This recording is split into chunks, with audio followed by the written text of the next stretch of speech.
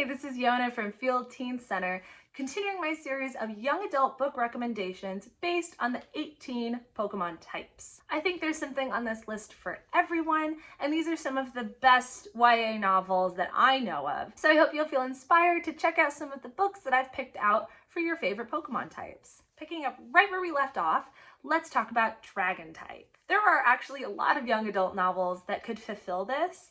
And one of my personal favorites is Fire with Fire by Destiny Soria. I like this book not just because it's sister versus sister, but because it's two sisters who are trained in dragon fighting. And if that's not the most Pokemon core thing you've ever heard in a YA novel, I don't know what else would be. Next up is the Bug type, and one of my absolute favorite novels that I've read in the last couple years, Grasshopper Jungle.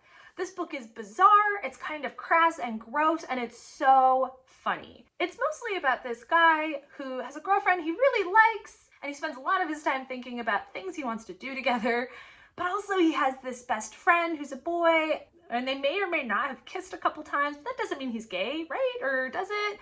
And he just doesn't know what to do about all of that.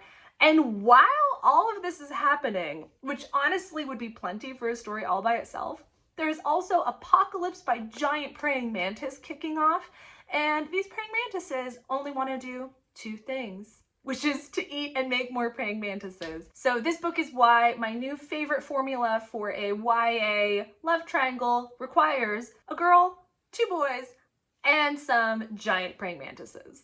Next up is the Fairy type.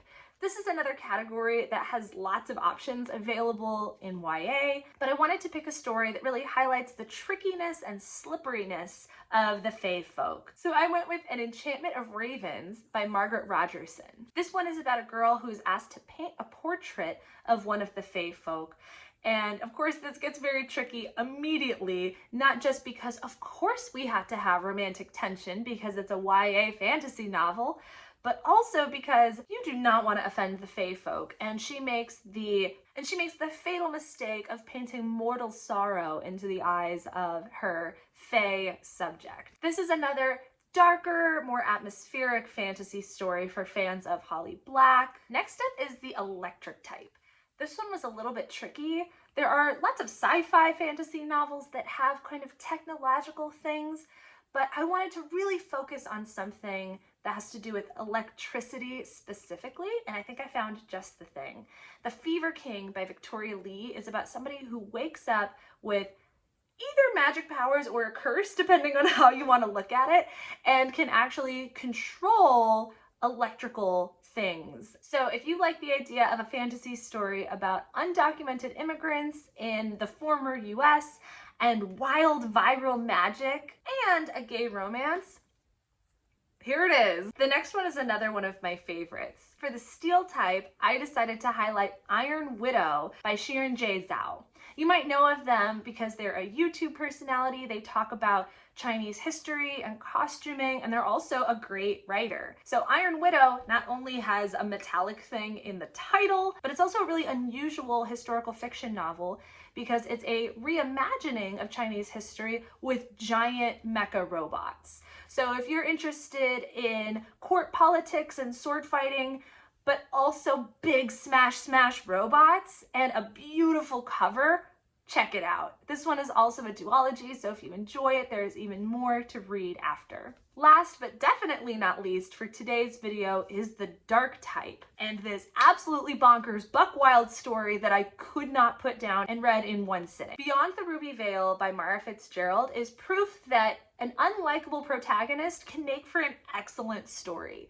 The main character, Emanuela, is just the worst person ever, and at the very beginning of the story, she murders the one person in this dystopian city who can make water, and then proceeds to go on this murder spree, causing trouble everywhere she goes and ruining absolutely everything. This one has trigger warnings for blood and eyeballs and just general bad decisions, but it's somehow such a delight to read because every time you think that she has done the worst thing possible, No, she has not.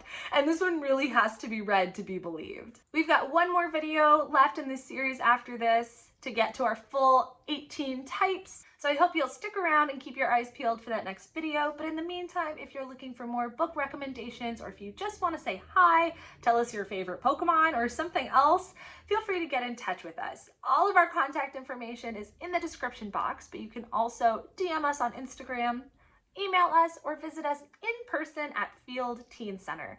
We are located on the ground floor of Parkway Central Library at 1901 Vine Street, and we're open Monday through Friday from 1 to 5 p.m.